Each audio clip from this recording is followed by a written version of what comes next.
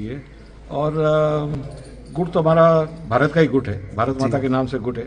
गुट तो हमारा भारत का ही गुट है, भारत माता के नाम से गुट है, बाकी तो कोई गुट है नहीं। मानवेंद्र सिंह जी जसोल एक ऐसे नेता है जिनसे अल्पसंख्यक कम्युनिटी के लोग बेहद प्यार करते हैं, अटूट प्रेम। कब को दरकिनार कर रही है कांग्रेस, तो कांग्रेस की ये राजनीति आगामी समय में सक्सेस हो पाएगी या फिर इसको लेकर आपके मन में कुछ?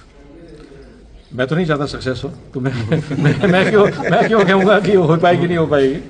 पुरानी पार्टी यहाँ जन्म यहीं का है जी। और मैंने पहले ही कहा था कि जब अपना परिचय पत्र बनता है तो उसमें मूल निवास के आधार पर ही बनता है जी। तो ये मूल निवास है और मूल निवास में ही राजी हूँ। लंबे समय बाद थार की राजनीति में वापस एक्टिव हुए, समर्थकों में बड़ा ही जोश है।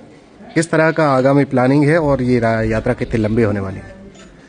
यात्रा की प्लानिंग कार्यकर्ता और सभी पदाधिकारियों को पूछकर पूरे विचार परिवार से चर्चा करके उस हिसाब से प्लानिंग चल रही है जी। और जो अभी तक रूपरेखा बनी है,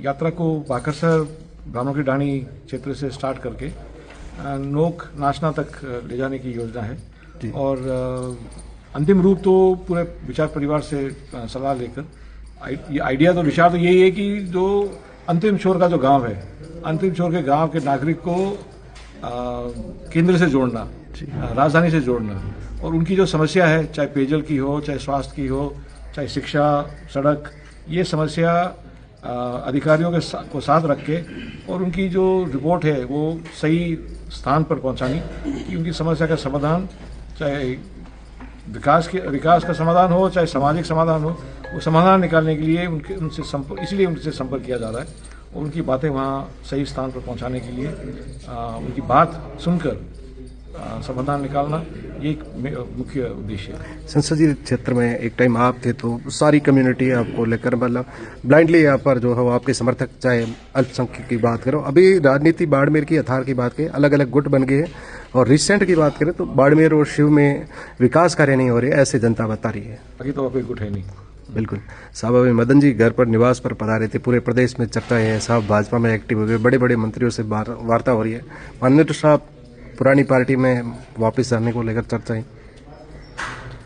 पुरानी पार्टी यहाँ जन्म यहीं का है जी और मैंने पहले ही कहा था कि जब अपना परिचय पत्र बनता है तो उसमें मूल निवास के आधार पर ही बनता है जी। तो ये मूल निवास है और मूल निवास में ही राजी हूँ।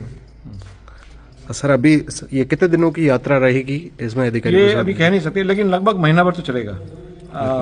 एक चरण में तो होगा नहीं, 2-3 चरण हो सकते हैं क्योंकि आगे व्यवस्था भी देखनी पड़ती है, मौसम का भी कुछ हो सकता है। अभी तक तो लगता है कि साफ है, लेकिन कुछ मौसम के आधार पर भी कुछ चलना पड़ता है क्योंकि सर्दी का मौसम आने वाला है, शीत लहर हो जाए, कार्यकर्ता को संभालना है। इस हिसाब से अभी तक मुझे लगता है कि 3 चरण तो हो जाएंगे।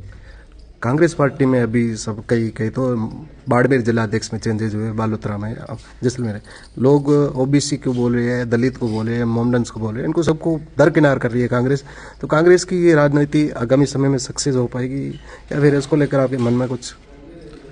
मैं तो नहीं चाहता सक्सेस हो, तो मैं क्यों कहूँगा कि हो पाएगी नहीं हो पाएगी।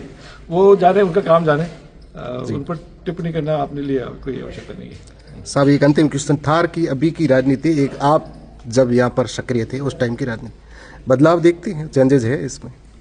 मौसम बदलता रहता है तो उसमें से हमें उसके साथ एडजस्ट करना पड़ता है।